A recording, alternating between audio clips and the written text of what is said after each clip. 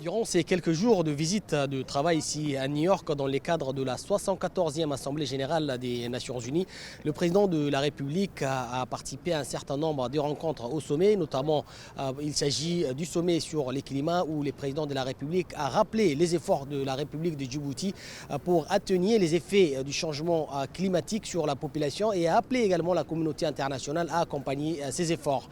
Le président de la République a participé également à une réunion au niveau sur la liberté de culte et des religions convoquée par le président américain Donald Trump, en même temps qu'il a participé à une autre réunion encore plus importante concernant la Somalie. La Somalie que le président de la République a toujours défendue, a appelé la communauté internationale à convoquer donc à cette réunion par l'Italie à accompagner ses efforts afin que la Somalie retrouve complètement la paix, d'autant plus que ces dernières années la situation a beaucoup évolué. Autre rencontre à détail, le président de la République s'est entretenu avec le secrétaire général des Nations Unies, Antonio Guterres. Monsieur Guterres qui a par ailleurs félicité le président Guelleh pour ses efforts dans les cadres de la promotion de la paix dans la région de la Corne de l'Afrique. Le président de la République s'est également entretenu avec son homologue rwandais Paul Kagame et également la secrétaire générale de la francophonie, mais rencontré également le président Sisi et le président kenyan Uhuru Kenyatta. Vous l'aurez compris, ces dernières rencontres concernent donc la candidature de la République de Djibouti en tant que membre non permanent au Conseil de sécurité aux Nations Unies. Le président de la République a été très ferme sur cette question. Rien ne justifie que la République de Djibouti abandonne donc sa candidature en faveur de quelques pays que ce soit, d'autant plus que les règles jouent en sa faveur. Le président de la République a donc dit que la République de Djibouti persistait et continuait donc dans cette voie et qu'elle reste donc candidate. La campagne est donc lancée. Tout se fera dans les règles de l'art sans que les relations entre Djibouti et le Kenya ne soient donc entachées.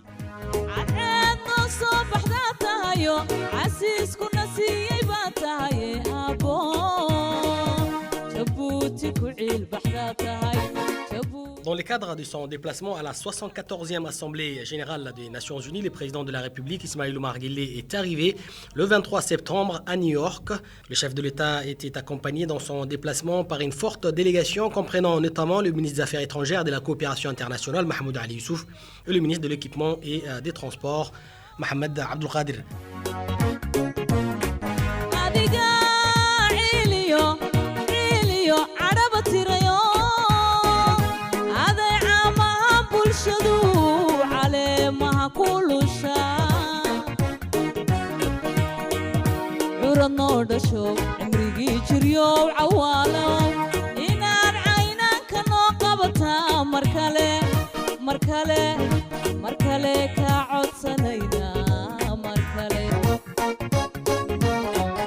À son arrivée, le président de la République a été accueilli par l'ambassadeur de Djibouti aux États-Unis et représentant permanent auprès des Nations Unies, Mohamed Siad Doualé, et son équipe. Au cours de son déplacement, le président de la République a participé à plusieurs réunions de haut niveau.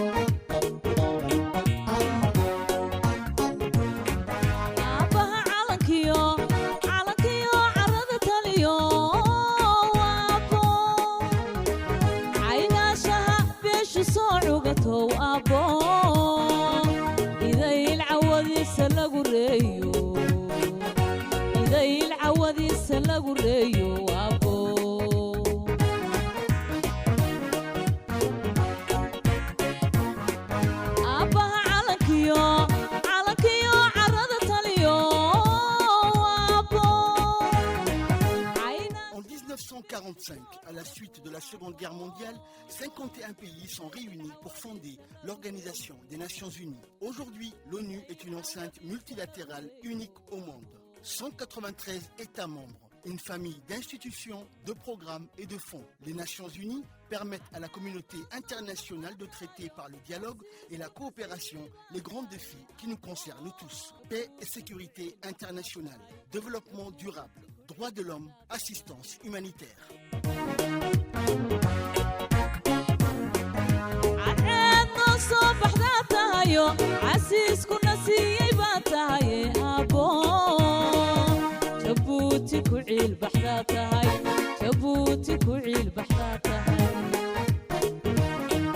Le président de la République a pris part à la cérémonie inaugurale de la 74e Assemblée générale des Nations Unies, inaugurée par le secrétaire général des Nations Unies, Antonio Guterres. Cette session, dont l'ordre du jour tourne autour des sujets relatifs aux objectifs de développement durable.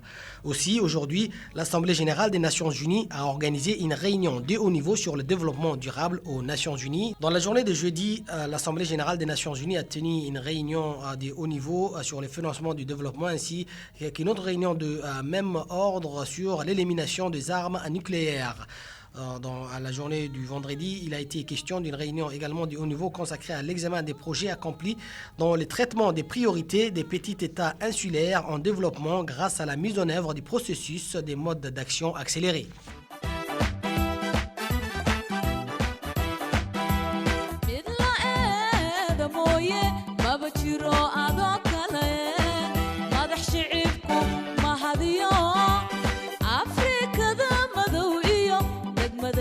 So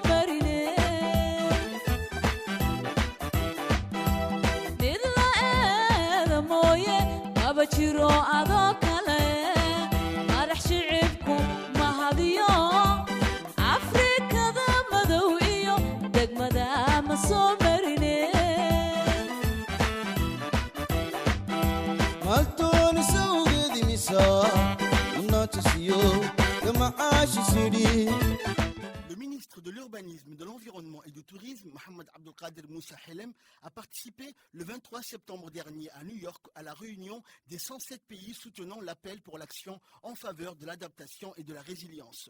Le ministre était accompagné du secrétaire général de son département et point focal de la Convention des Nations Unies sur le changement climatique, Dini Abdallah Omar. Réunion préparatoire du sommet sur les actions climatiques qui aura lieu le 24 septembre et à laquelle prendra part le président de la République, Ismaël Omar Guelleh. Le changement climatique est depuis plusieurs années une réalité partout dans le monde et ses conséquences sur les populations deviennent de plus en plus importantes.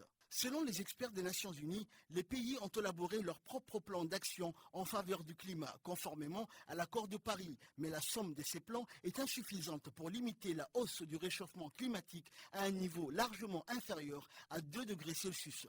C'est pourquoi cette rencontre de haut niveau devrait permettre de mobiliser les fonds nécessaires pour faire face aux conséquences du changement climatique. Pour le ministre de l'Urbanisme, de l'Environnement et du Tourisme, Mohamed Abdelkader Moussa Helem, qui s'est exprimé à l'issue de cette réunion, les mesures prises par notre pays sont importantes, mais les moyens restent toujours insuffisants et j'espère, a-t-il dit, que ce sommet va corriger ce manque. On l'écoute. Nous sommes aujourd'hui à New York, au siège des Nations Unies, pour participer bien sûr avec le chef de l'État au sommet sur le changement climatique qui a été convoqué par le secrétaire général des Nations Unies.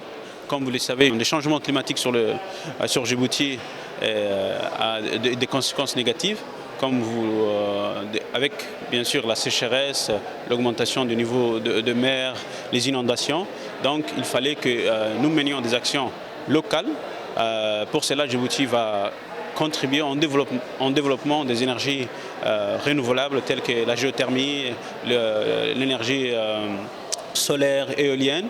Mais nous sommes aujourd'hui sur place avec les techniciens qui ont présenté les différents projets qui seront déjà soumis demain aux chefs des États qui seront présents et qui vont bien sûr demander à la communauté internationale de soulever des financements adéquats pour atténuer ces changements climatiques en Afrique et dans tous les pays du monde. Le président Guelleh a également participé au sommet sur le changement climatique convoqué par le secrétaire général des Nations Unies, Antonio Guterres. Un sommet pour mobiliser les énergies politiques et économiques au plus haut niveau afin de faire progresser l'action sur le climat, avec pour objectif la mise en œuvre des nombreux objectifs du programme de développement durable à l'horizon 2030. Pour les experts, ce rassemblement sonne comme une piqûre de rappel pour les gouvernements du monde en retard sur leurs engagements pris dans l'accord de Paris. Cet accord, adopté en 2015, fixait un objectif commun, contenir les réchauffements climatiques bien en dessous de 2 degrés par rapport à l'ère pré-industrielle afin de limiter les perturbations du système Terre. Pour donner à ce sommet un succès planétaire conforme aux objectifs assignés, plusieurs groupes ont été créés pour préparer cette rencontre. Ils se sont focalisés sur plusieurs points et notamment les facteurs sociaux et politiques du changement, la transition, les énergies renouvelables, l'industrie, les infrastructures, la réflexion sur des solutions basées sur la nature, mais aussi la résilience et adaptation ainsi que le financement. Le président de la République, qui a participé à ces sommets aux côtés de plusieurs chefs d'État et des gouvernements, a prononcé un important discours sur les efforts du changement climatique. Il a rappelé que Djibouti était également touché par ces conséquences et malgré les efforts, les priorités en matière d'investissement sur les infrastructures de base et la lutte contre la pauvreté ne permettaient pas d'atteindre ou de réduire efficacement les effets du changement. En quoi le chef de l'État a appelé à ce que le pays soit accompagné dans ses efforts présents et futurs pour atténuer les conséquences du réchauffement. بسم الله الرحمن الرحيم الصلاة والسلام على رسوله الأمين سيدنا وحبيبنا محمد صلى الله عليه وسلم. Monsieur le Président de l'Assemblée générale, Mesdames et Messieurs les chefs d'État et de gouvernement, Monsieur le Secrétaire général des Nations Unies, Mesdames et Messieurs, qu'il me soit permis de remercier le Secrétaire général des Nations Unies ainsi que toute son équipe pour l'organisation de cet important sommet sur le climat. Après une multitude de réunions et l'adoption de l'accord de Paris il y a 4 ans, nous avons jeté les bases d'une action collective en vue de faire face aux plus grands défis auxquels l'humanité est confrontée, mais également les plus conséquents de notre époque en termes de développement et risquent de compromettre la vie des générations futures. Chaque région a ses spécificités et ses préoccupations environnementales, qui ne sont pas nécessairement les mêmes que dans les autres régions. Mon pays, lui, est particulièrement exposé à de nombreux aléas climatiques, les plus fréquents et les plus destructeurs étant les sécheresses et les inondations. Par ailleurs, une pluviométrie rare impactant négativement les activités agricoles des populations rurales et la disponibilité des ressources en eau dans l'ensemble du territoire touchent régulièrement le pays et affaiblissent la résilience des populations et des infrastructures. Djibouti doit également se préparer à d'autres aléas climatiques dans le moyen et le long terme, comme les cyclones et la montée du niveau marin, dont les projections à l'horizon 2100 montrent l'inondation d'une partie importante de notre capitale. Ces événements climatiques sont pour la plupart inhabituels et risquent de se multiplier et de s'intensifier à l'avenir. Afin de répondre à cette situation préoccupante, la République de Djibouti a élaboré une stratégie nationale sur le changement climatique en 2018. Cette stratégie a pour objectif de réduire la vulnérabilité et augmenter la résilience des populations, des écosystèmes et des infrastructures. Notre stratégie prévoit d'accélérer la transition vers les énergies renouvelables et de développer l'efficacité énergétique. Dans le cadre de l'effort mondial dans la lutte contre les changements climatiques, Djibouti a soumis en 2016 sa contribution déterminée dans laquelle nous avons pris des engagements forts en matière d'atténuation que d'adaptation. En effet, en matière d'atténuation, le gouvernement a pris l'engagement de réduire les émissions de CO2 de 40% à l'horizon 2030 par rapport au scénario de référence. Ce scénario de 40% est dit inconditionnel et les réductions y afférentes seront obtenues grâce à l'exécution de programmes et projets d'énergie et de transport déjà entamés. Dans le cadre du scénario conditionnel, qui suppose un financement supplémentaire de la communauté internationale, Djibouti s'est engagé à réduire de 20% en plus par rapport au scénario inconditionnel. Monsieur le Président, Djibouti respecte d'ores et déjà ses engagements du scénario inconditionnel et a mis en œuvre plusieurs projets qui ont permis de réduire les émissions de CO2 et de renforcer la résilience du pays. Plus de 80% des projets identifiés ont été réalisés. Identifiés dans le scénario inconditionnel ont été réalisés ou sont en cours d'exécution et les impacts positifs majeurs sur le pays en termes d'émissions de GES, mais aussi en termes d'amélioration des conditions de vie de la population sont sans équivoque. Ainsi, en matière de transition énergétique, le projet d'interconnexion électrique avec l'Éthiopie a permis de réduire annuellement de plus de 150 kilotonnes les émissions de CO2 du pays. Djibouti a par ailleurs initié plusieurs projets d'énergie renouvelable, à savoir la géothermie, l'éolienne et le solaire, qui vont nous permettre de réduire de façon substantielle l'émission des gaz à effet de serre. J'ai donc le plaisir d'annoncer à cette auguste Assemblée que Djibouti prévoit d'atteindre un mix énergétique de 100% d'énergie renouvelable en 2030. Mesdames et Messieurs, l'ambition de Djibouti de réaliser une transition énergétique ne peut être financée uniquement sur fonds propres, car Djibouti, faisant partie des pays les moins avancés, s'efforce avant tout de financer le développement des secteurs de base prioritaires comme la santé ou l'éducation. Le développement des énergies renouvelables, et particulièrement celui de la géothermie, dont mon pays est doté d'un formidable potentiel, nécessite la disponibilité de fonds importants pour les phases d'exploration, tout comme le volet d'adaptation et résilience qui a également souffert de l'insuffisance des financements internationaux. La mise en œuvre de l'accord de Paris ainsi que les nombreuses décisions internationales prises auparavant exigent le financement international conséquent. Cependant, nous constatons avec regret que les engagements financiers faits à Paris n'ont pas été concrétisés. Ainsi, le Fonds vert pour le climat a eu à sa disposition moins de 10 milliards de dollars américains durant les 4 dernières années. Je profite ici pour remercier et féliciter les pays qui ont annoncé d'augmenter de façon substantielle leur contribution à ce fonds et nous exhortons les pays industrialisés à concrétiser leurs promesses de financement climatique et à simplifier les procédures d'accès à ce financement. Je vous remercie.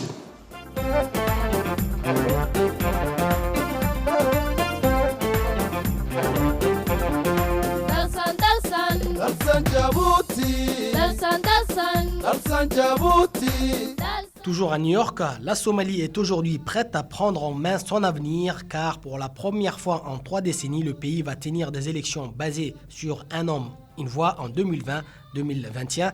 C'est en ces termes que le président de la République, Ismaïl Omar Guelleh, s'est exprimé lors de la réunion de haut niveau organisée par l'Italie au siège des Nations Unies. Cette rencontre a eu lieu suite aux récentes avancées que la Somalie a enregistrées sur plusieurs plans, même si les défis restent de taille. Ainsi, le système national de sécurité adopté il y a quelques années à Londres et l'accord de février 2018 à Badoa sur le partage des ressources ont permis aux Somaliens de converger de vues et de discuter ouvertement à Galmudug lors des rencontres organisées par le gouvernement fédéral somalien.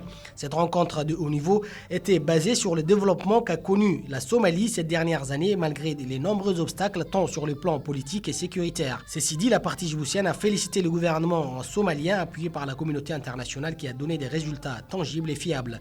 Réunion qui a vu la participation outre les chefs d'État djiboutiens et somaliens du président de la Commission de l'Union africaine, Moussa Faki, ainsi qu'un panthère d'officiels concernés par la question somalienne. Monsieur le Président de la République fédérale de Somalie, Madame la Présidente de la République fédérale démocratique d'Éthiopie, Monsieur le Président de la Commission de l'Union africaine, Madame la Secrétaire générale adjointe des Nations Unies, Mesdames et Messieurs, c'est pour moi un privilège certain de me tenir devant cette tribune afin d'échanger avec vous sur la situation en Somalie. Ces 3 dernières années, mesdames et messieurs, ont été marquées par des développements remarquables en Somalie, malgré les nombreux obstacles auxquels la Somalie était confrontée, tant sur le plan politique que sécuritaire. Nous pouvons aujourd'hui nous féliciter que les efforts du gouvernement, appuyés par la communauté internationale, aient donné lieu à des résultats tangibles et louables. Je pense qu'à la formation d'un gouvernement doté d'un programme de réforme capitale, l'amélioration des finances et de l'environnement sécuritaire ou encore la réduction de l'impact des catastrophes humanitaires, pour ne citer que quelques-uns. Sur le plan politique, nous avons vu que le système fédéral adopté n'a pas toujours suscité le même niveau de compréhension et d'acceptation à travers tout le pays et a été à la source de terribles tensions qui ont pendant longtemps empêché les progrès qu'aurait pu réaliser ce pays frère. C'est dans cet esprit que le gouvernement actuel s'est attelé depuis le début à changer cette perception et a réussi à faire adopter le système national de sécurité à Londres et l'accord sur le partage des ressources lors de la conférence de Baïdoa en février 2018. Ce qui a rendu possible la tenue de la conférence de la réconciliation organisée sous l'égide du gouvernement somalien qui s'est clôturée la semaine dernière à Dousamareb, chef-lieu de l'État fédéré de Galmudug, par un accord de consensus. Nous nous réjouissons que cette conférence, qui visait initialement à résoudre les différends politiques qui opposaient les principales forces politiques de la région sur la tenue des élections, s'est finalement étendue à la pacification de toutes les tribus en conflit afin de rétablir la paix et la concorde sociale dans ces pays frères. Sur le plan économique, malgré un taux de croissance positif, le pays reste très dépendant de l'aide internationale. Placée dans la catégorie des pays surendettés, la Somalie s'est fixée comme objectif l'effacement de sa dette en se conformant aux instructions des institutions financières afin de normaliser ses relations avec ces dernières. Nous nous en félicitons et formons le vœu de voir se concrétiser l'annulation de la dette. Il y a certes eu une nette amélioration sur le plan de la sécurité. Mesdames et messieurs, toutefois, il reste beaucoup à faire car la situation sécuritaire reste instable. La capitale fait en effet face à des attaques régulières de la part des Shabab qui, en dépit d'énormes pertes et défaites infligées par les troupes de la MISOM et de la Somalie, ne perdent pas espoir et se préparent à revenir en force au retrait de la MISOM en 2021.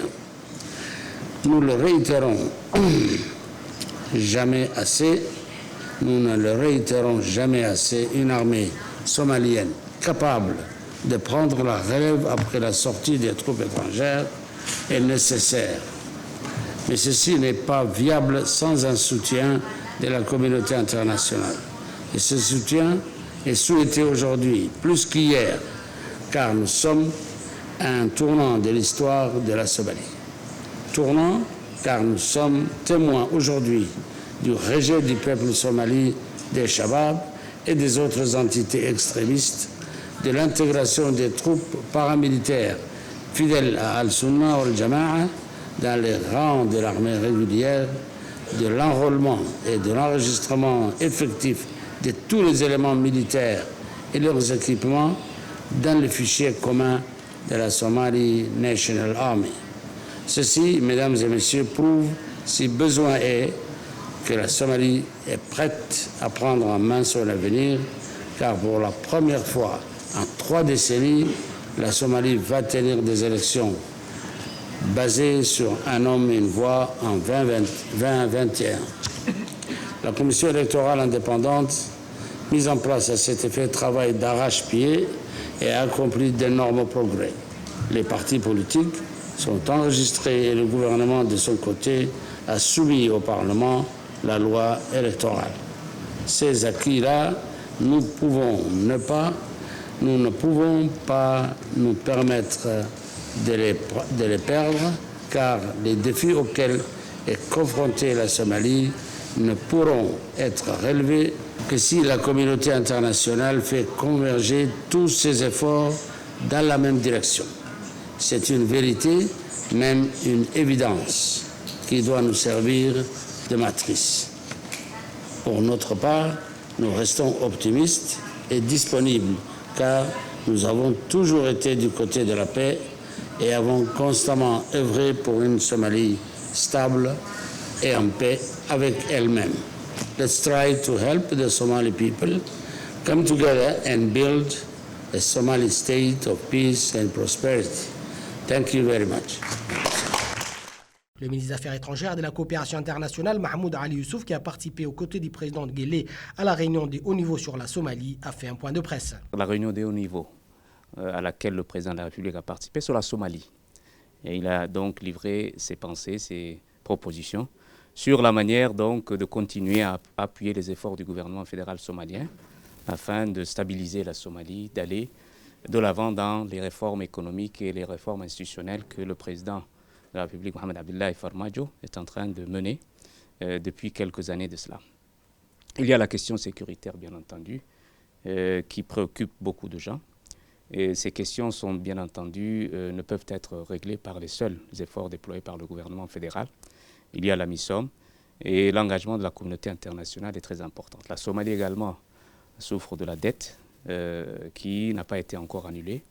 Le président de la République a fait un plaidoyer en faveur de l'annulation de cette dette qui plombe un petit peu les efforts économiques du gouvernement fédéral somalien. Autre intervention en détail du chef de l'État, le président Ismaïl Omar Guelleh a prononcé un important discours lors du débat général de la 74e Assemblée générale des Nations unies. À cette occasion, le chef de l'État est revenu sur les différents points en lien avec les ODD, les objectifs de développement durable, et notamment la santé, l'éducation, le climat, la lutte contre la pauvreté, mais aussi évoquer plusieurs dossiers, et notamment la Somalie et les avancées que ce pays a enregistrées en matière de paix, les Sud-Soudan qui renoue avec la paix, le terrorisme ainsi que le Yémen. Bismillahirrahmanirrahim.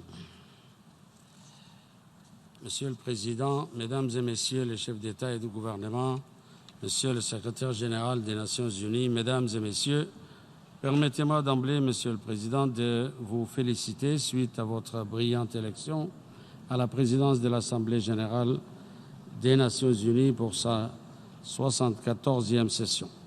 Nous sommes convaincus que vos compétences diplomatiques, votre érudition et vaste expérience vous permettront de vous acquitter de la lourde charge de travail de cette auguste Assemblée. À cet égard, je souhaite vous exprimer la ferme volonté et l'entière disponibilité de ma délégation à coopérer avec vous et votre bureau au cours de cette session.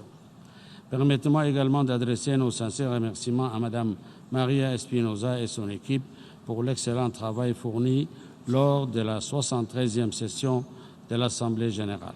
Nous retiendrons de votre mandat cette passion, ce dévouement à la promotion du multilatéralisme. Vos prises de parole nous ont toujours inspirés. Dans un vocabulaire riche, pétri de culture, vous avez démontré que le dire poétique et la pensée politique étaient intimement liés.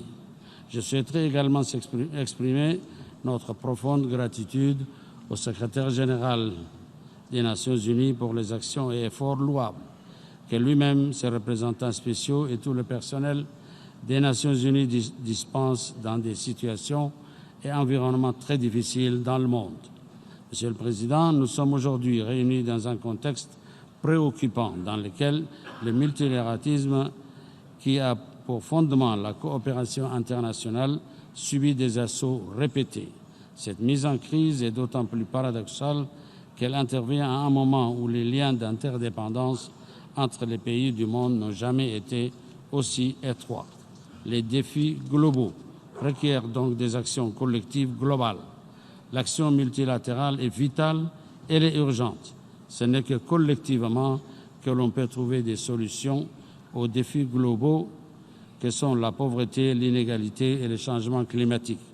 Même si les défis affectent tous à des degrés divers, les pays les plus pauvres sont les plus exposés en raison de leur fragilité. Les bouleversements géopolitiques en cours, la montée des tensions dues à la guerre commerciale et les prévisions de baisse de croissance économique mondiale génèrent des risques et soulèvent des questions quant à la capacité que nous avons de mobiliser les ressources nécessaires pour la mise en œuvre des objectifs de développement durable d'ici 2030. Les rapports de la Banque mondiale soulignent la faiblesse préoccupante du volume d'investissement et l'impact négatif que cela pourrait avoir sur la mise en œuvre des ODD. Ces développements sont à craindre alors qu'au moment même de l'adoption de cet agenda potentiellement transformateur, nous étions conscients que nous devions non seulement adopter une approche radicalement différente, mais également mobiliser un volume de financement qui s'évalue en trillions de dollars. Ainsi, la responsabilité incombe à tous de mettre en commun les ressources tout en tenant compte de la qualité de leur impact sur la durabilité. Les gouvernements doivent améliorer le climat des affaires afin d'attirer des investissements pour le développement durable. Le secteur privé doit centrer ses efforts non pas sur des investissements à court terme, mais dans le long terme. Il s'agira également de rechercher ensemble des solutions innovantes afin de mobiliser le financement pour les objectifs de développement durable. Monsieur le Président, dès février 2014, Djibouti a instauré l'assurance maladie obligatoire pour la tranche active de sa population, ainsi qu'un programme d'assistance sociale de santé pour toutes les personnes préalablement identifiées comme n'ayant aucun revenu. Au cours de ces 5 dernières années, des efforts considérables pour renforcer et étendre cette assurance aux populations migrantes et réfugiés accueillis à Djibouti ont été prises. Djibouti réaffirme ainsi son attachement aux engagements pris dans la cible 3.8 dans le cadre du programme de développement durable à l'horizon 2030 pour parvenir à la santé pour tous. Par ailleurs, Djibouti a résolument fait le choix de s'orienter vers un système de santé numérique intégré, centré sur le patient afin de développer l'assurance maladie universelle, l'extension vers la couverture sanitaire universelle et ainsi créer les conditions d'un système d'information sanitaire plus performant. Djibouti est également déterminé, mesdames et messieurs, à lutter contre toutes les inégalités et plus particulièrement celles relatives au genre en mettant cet objectif au cœur de son agenda politique. Le gouvernement, à travers des réformes structurelles, poursuit sa mission essentielle, qui est d'éradiquer les obstacles politiques, économiques et sociaux auxquels les femmes sont confrontées. Cette année a débuté en effet par la promulgation d'une loi augmentant le quota des femmes djiboutiennes de 10 à 25% au sein de l'Assemblée nationale. Le changement climatique est le défi le plus menaçant et le plus grave de notre époque. Nous avons une pensée particulière pour nos frères et sœurs de Bahamas, dévastés par la destruction qui a semé la mort et la désolation à une échelle jamais connue auparavant. Nous réitérons notre gratitude au secrétaire général pour les nombreuses initiatives prises en vue de continuer à attirer l'attention sur un phénomène aux conséquences catastrophiques. Les débats nourris que nous avons eus lors du sommet sur le climat ont permis d'identifier les points d'action concrets. Le mouvement salutaire vers la paix dans la Corne de l'Afrique se poursuit. La détermination de nos pays pour consolider les gains obtenus est chaque jour plus forte. Notre conviction qu'une paix totale et durable dans notre région est possible et se raffermit chaque jour davantage. Les dernières bonnes nouvelles nous parviennent d'un pays voisin et frère, le Soudan. Nous nous félicitons du succès des négociations qui ont conduit à une sortie de crise pacifique et la signature d'un accord de partage sur le pouvoir. Au Sud-Soudan, le processus de paix connaît des progrès encourageants. Les pourparlers divers entre le président Salva Kiir et Riek Machar est un développement significatif. Nous notons en particulier le renouvellement de leur engagement à former un gouvernement de transition d'ici le 12 novembre. Djibouti, en tant que membre de l'IGAD, continuera à exhorter les parties à poursuivre les efforts visant à sortir de l'impasse politique et à concrétiser les engagements pris. S'agissant de la Somalie, en dépit des tensions associées aux élections nées de la dynamique politique associée aux élections dans les États membres de la Fédération et actes de violence perpétrés par les Shabab, nous sommes encouragés par les progrès accomplis sur le plan économique et sécuritaire. Nous devons redoubler d'efforts afin d'aider la Somalie à atteindre ses objectifs prioritaires, à savoir les élections fédérales, le renforcement de la sécurité, la mise en œuvre des réformes économiques ambitieuses et l'allègement de la dette. Il nous faut tout mettre en œuvre afin que la dynamique régionale positive contribue aux efforts de stabilisation et de mise en œuvre du plan de transition en cours, aidant ainsi à créer un environnement propice à la réconciliation nationale. Nous demeurons confiants que les relations entre mon pays et l'Érythrée s'amélioreront encore davantage et que les questions en suspens seront définitivement résolues. Djibouti demeure profondément attaché à la paix et à la promotion des solutions bilatérales saines et vigoureuses avec l'ensemble de ses voisins. Nous devons ensemble inlassablement travailler à l'accélération des efforts visant à promouvoir l'intégration régionale. Nous saluons à cet égard le dévouement avec lequel le Premier ministre éthiopien, M. Abiy Ahmed, s'emploie à rapprocher les vues de mon pays et celles de l'Érythrée. Monsieur le Président, le terrorisme représente une menace existentielle à la paix et à la sécurité de nos pays. Nous ne pouvons accepter que des civils innocents soient massacrés, mutilés, sous des prétextes fallacieux. La situation au Sahel nous préoccupe en tant qu'Africains au plus haut point. Nous réaffirmons notre soutien et notre solidarité à l'ensemble des pays du Sahel, confrontés à ces périls graves et qui déploient des efforts considérables dans le cadre du G5 Sahel. Nous exhortons la communauté internationale à mobiliser les ressources financières nécessaires en soutien à ces efforts. Nous saluons à cet égard les conclusions du sommet extraordinaire de la réunion du CEDEAO tenue le 14 septembre dernier.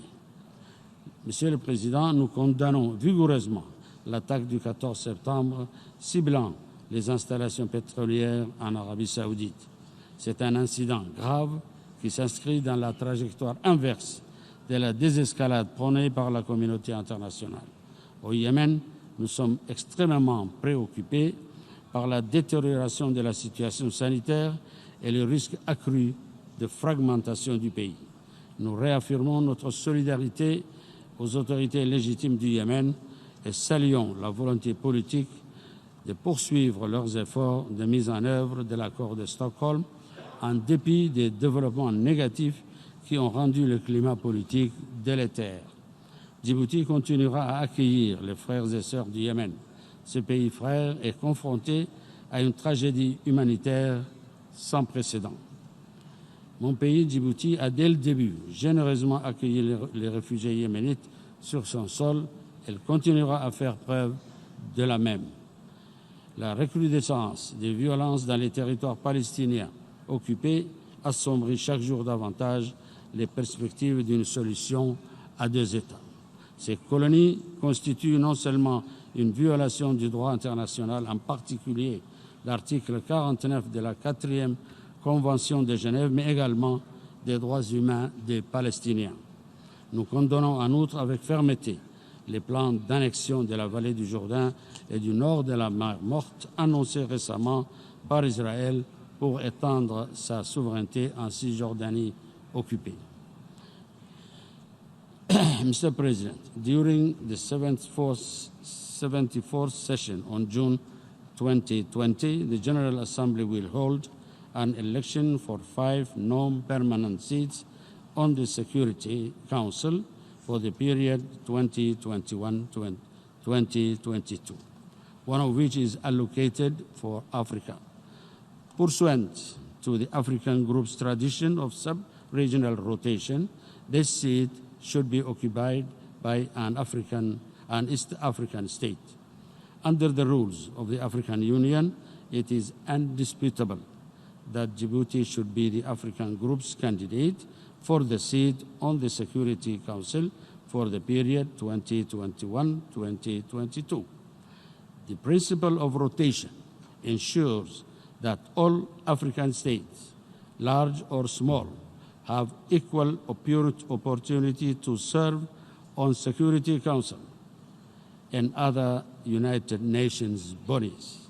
In light of the above, and out of respect for the sovereign equality of states, Djibouti respectfully urges all members states to support its candidature for the Security Council for the period 2022. If elected, Djibouti will relentlessly promote the obligation of all states to uphold international law and the maintenance of peace and security, and advocate for recommitment to a multilateral rule-based international order. Monsieur le Président, nous devons rassembler nos efforts, nos ressources, former des conditions sûres et solides afin de consolider le multilatéralisme. L'échec n'est pas une option. C'est la raison pour laquelle nous soutenons l'initiative lancée par l'Allemagne et la France, appelée l'Alliance pour le multilatéralisme. Merci de votre attention.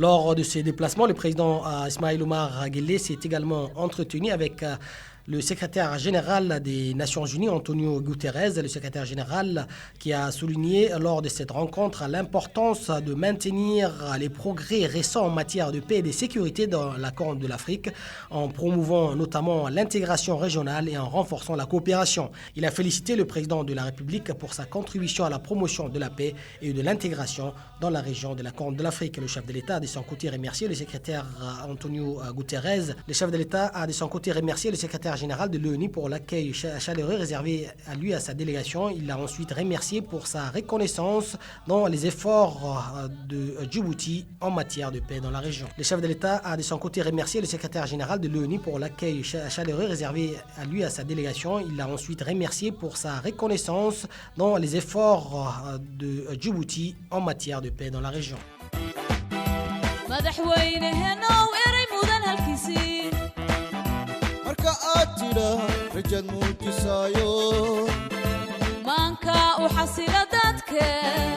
Sur la question du siège des pays membres non permanents du Conseil de sécurité de l'ONU, le président égyptien et président en exercice de la Commission de l'Union africaine, Abdel Fattah al-Sisi, a entamé donc un exercice difficile de médiation entre Djibouti et le Kenya, deux pays de la région qui convoitent le siège de membres non permanents du Conseil de sécurité. Après donc presque une heure de tête-à-tête entre les chefs d'État, les trois chefs d'État, aucun compromis comme on s'y attendait. Donc chaque pays est resté sur sa position, mais le président égyptien et président en exercice de la Commission de l'Union africaine, Abdel Fattah al-Sisi a donc appelé les deux pays à plus donc de fair play et a demandé, malgré leur initiative ou leur détermination à conserver leur candidature, que cela donc n'influe pas sur les bonnes relations de voisinage, car la paix dans la région dépend des deux pays, a-t-il conclu.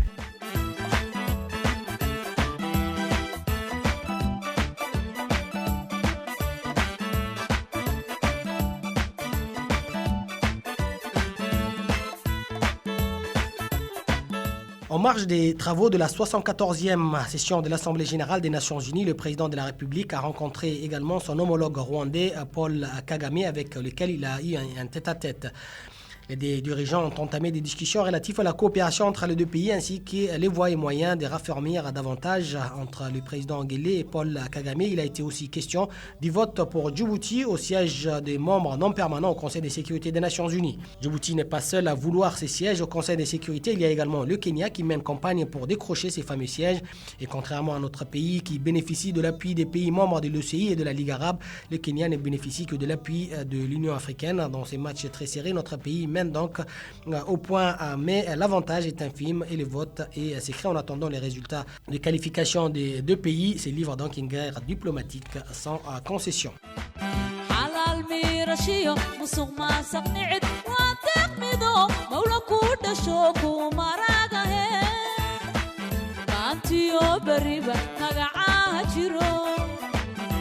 Le président de la République a également eu un entretien avec la secrétaire générale de la francophonie, Madame Louise, entretien au cours duquel il a été donc exposé au numéro 1 djiboutien les priorités portées par l'organisation s'articulant autour de la langue française, l'éducation, notamment l'éducation des filles, le numérique, l'égalité femmes-hommes. Les objectifs communs du rayonnement de la francophonie, les objectifs communs du rayonnement de la francophonie dans le monde ont également été évoqués. Le président de la République a de son côté fait part des efforts de Djibouti pour faire avancer tout toutes les questions soulevées par Mme Louise, secrétaire générale de l'ONU.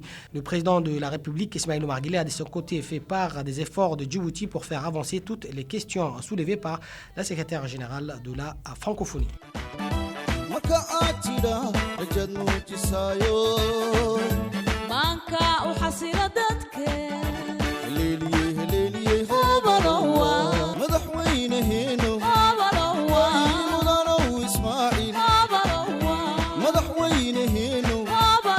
Enfin, le ministre des Affaires étrangères et de la coopération internationale, Mahmoud Ali Youssouf, et porte-parole du gouvernement, a rencontré le vice-premier ministre et ministre des Affaires étrangères du Koweït, Cheikh Sabah Al-Khalid Al-Hamad Al-Sabah. Cet entretien était essentiellement axé sur les relations d'amitié et de coopération entre les deux pays. La rencontre s'est déroulée au siège des Nations Unies. Côté djiboutien, outre le ministre des Affaires étrangères, l'ambassadeur de Djibouti à Addis Abeba et représentant permanent auprès de l'Union africaine, Mohamed Idriss, ainsi que les membres de l'équipe de notre représentation à New York côté koweïtien, Dr Ahmed Al-Sabah, assistant du ministre des Affaires étrangères, ainsi que M. Mansour Al-Outaibi, ambassadeur et représentant auprès des Nations Unies.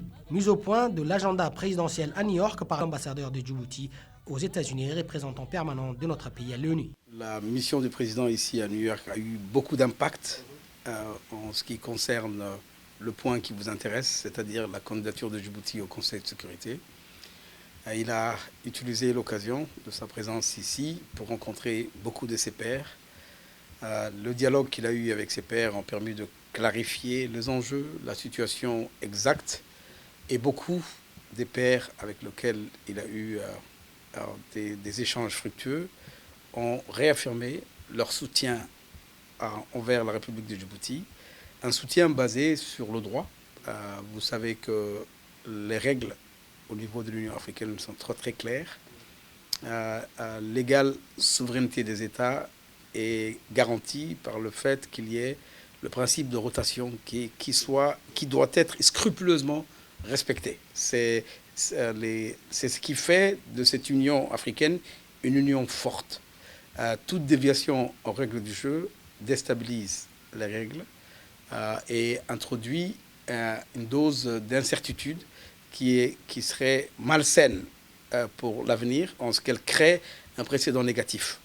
Et je pense que les États, les responsables, les chefs d'État que nous avons rencontrés ont été très clairs. Il faut rigoureusement, absolument respecter le principe de rotation basé sur l'égale souveraineté des États. Voilà ce que je peux dire d'essentiel pour résumer un peu. Donc, beaucoup d'impact. Vous n'êtes pas sans savoir aussi qu'il y a eu une tentative du président égyptien en sa capacité de président en exercice de l'Union africaine, un sommet tripartite pour essayer d'instaurer une atmosphère qui puisse aider à bâtir un consensus qui nous aide à sortir de l'impasse dans laquelle nous nous trouvons. Ce que je puis dire, pour résumer un peu la situation, c'est que tout a été dit dans la partie du discours du président qu'il a prononcé hier à l'Assemblée générale, dans laquelle il a appelé, exhorté les États membres des Nations Unies à voter pour la République de Djibouti, et l'engagement qu'il a pris du haut de cette tribune, c'est que si la République de Djibouti était élue, elle travaillerait à promouvoir le respect du droit international au sein du Conseil de sécurité et rappellerait à tout instant l'obligation de tous de respecter le droit international. Qui le Conseil de sécurité des Nations Unies choisira en tant que membre non permanent? Réponse en juin 2020. Abdurrahman Mohamed pour la radio-télévision de Djibouti.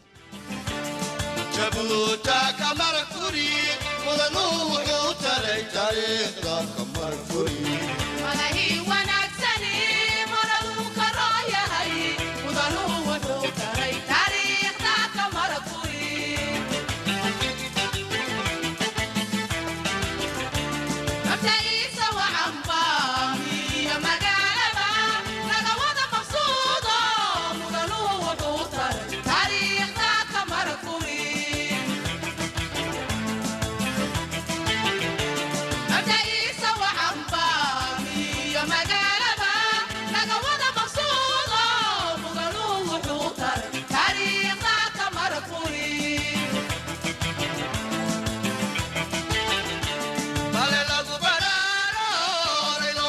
mari karo maskadi suweye ودانو وحو تاريخ دا كمر قري